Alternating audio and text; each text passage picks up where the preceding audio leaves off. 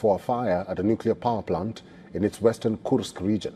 Moscow says several Russian power and energy facilities had been targeted overnight. Now, according to Russian officials, the overnight drone strikes not only forced capacity reduction at the Kursk nuclear power plant, but also set a fuel export terminal in Ust-Luga on fire.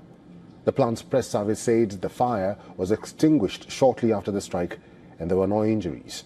Russia's Sirens oil refinery was also hit in the overnight strikes. Ukrainian drones struck the oil refinery in the Russian city of Sirens, located in the Samara region, for the second time this August.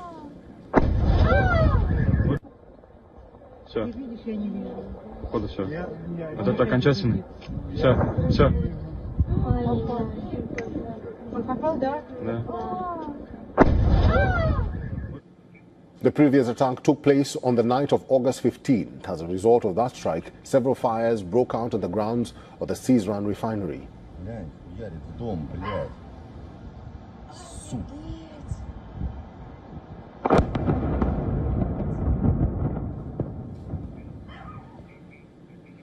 It comes as Ukraine celebrated its Independence Day on Sunday, which marks the country's declaration of independence from the Soviet Union in 1991. The United Nations International Atomic Energy Agency says it is aware of media reports that a transformer at the Kursk NPP in Russia has caught fire due to military activity, but added that it has no independent confirmation of these reports. The plant is near the Russia-Ukraine border and sits to the west of Kursk, the region's capital, with a population of around 440,000 people.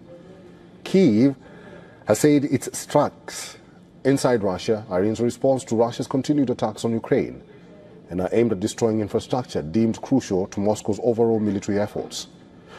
Russia-Ukraine hostilities on the ground, which began 3 years ago, have intensified from both sides in recent days after Russian President Putin and his Ukrainian counterpart Zelensky met Trump last week. And days after former Ukrainian parliament speaker and prominent pro-Western politician Andrei Parubiy was shot dead, President Volodymyr Zelensky has said that a suspect has been arrested. Now, he did not give details about the suspect or the motive behind the killing, but confirmed that investigations are currently underway to gather more information. Parubiy was shot dead in the western city of Lviv on Saturday in what Zelensky called a horrific murder and a matter of security in a country at war. Now, the incident comes at a time Ukraine is struggling to hold back Russian army's advance in Donetsk. It claims to have fully captured the southern territory of the Donetsk People's Republic after seizing the village of Kamishevka. This development marks a significant milestone in Russia's military campaign, with the head of the Donetsk People's Republic, Denis Pushlin, confirming that all settlements in the region are now under Russian control.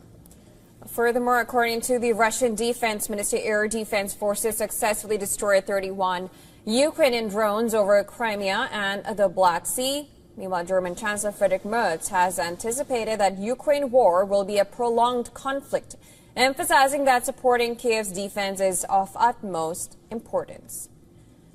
He said that they are trying to end the war as quickly as possible, but not at the price of Ukraine's capitulation. I am mentally preparing for this war to last a long time. We are trying to end it as quickly as possible, but certainly not at the price of Ukraine's capitulation, because you could end the war tomorrow if Ukraine surrendered, gave up and lost its independence. Only then would the next country be up the day after tomorrow, and then the day after that it would be us. That is not an option. As per the reports, a recent phone survey of Ukrainian citizens revealed that at least 60% of them wanted cessation of hostilities and ceasefire talks, while 33% spoke in favor of continuing the fighting. 82% of the polled reportedly said that a realistic way to end the conflict is through negotiating a compromise solution. Ukrainian drones attacked Russia's Kyiv oil refinery in the northwest Leningrad region, and officials said, adding that debris from the shot-down drones sparked a fire. The refinery is one of Russia's largest and is the second to be targeted in less than 48 hours. The overnight drone strike on the Kyiv refinery follows weeks of Ukrainian attacks on Russian oil infrastructure as war between the two countries rages on. The facility produces close to 17.7 million metric tons per year of crude oil. According to regional governor, 3 drones were downed overnight in the Kyiv area, with falling debris sparking fire at the facility. He said no one was injured and the blaze has been put out. Russia remains the world's second largest oil exporter, but a seasonal rise in demand and sustained Ukrainian drone strikes have caused gasoline shortages in recent weeks. Meanwhile, 2 trains in separate parts of Russia's western Leningrad region derailed on Sunday, leaving a train driver dead and disrupting railway traffic. Officials say recovery efforts are underway following the derailment of a single diesel locomotive near Semrino station in Leningrad. Russia's railway network has been repeatedly rocked by derailments, blasts and fires that authorities blame on Ukrainian sabotage. Most intense bombardments of this war occurred this summer.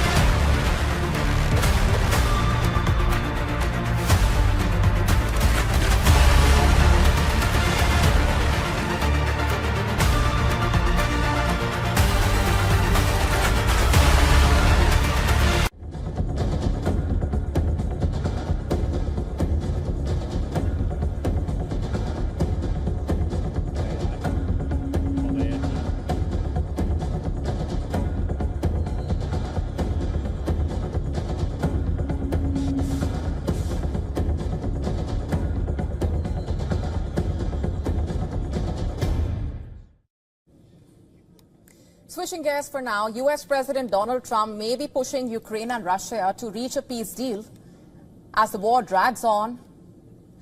On the battlefield, the opposite seems to be unfolding. The fighting has intensified. Both the sides have turned their guns on what keeps the war machine running: energy.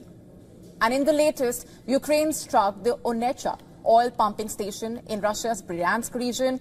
This is not just another target in Russia. It is a critical node on the Druzhba pipeline, a massive Soviet-era pipeline that pumps Russian oil to Europe. A video released by Ukraine's commander of unmanned systems forces showed a fireball tearing through the facility with entire clusters of fuel tanks engulfed in flames.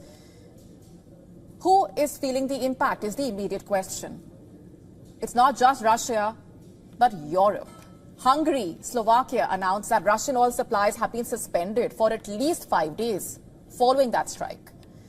Both the countries are almost entirely dependent on Russian oil, and so this strike is more than just an inconvenience. In fact, Hungary's foreign minister called it another attack against their energy security. He warned that without Druzhba, Hungary simply cannot keep its economy running. Meanwhile, Slovakia facing a similar crisis, echoing those words in a joint letter to the European Commission, demanding that the EU step in and guarantee supplies. But the consequences of that strike by Ukraine on the Russian target could actually ripple further and beyond. Oil and gas revenues make up a quarter of Russia's national budget.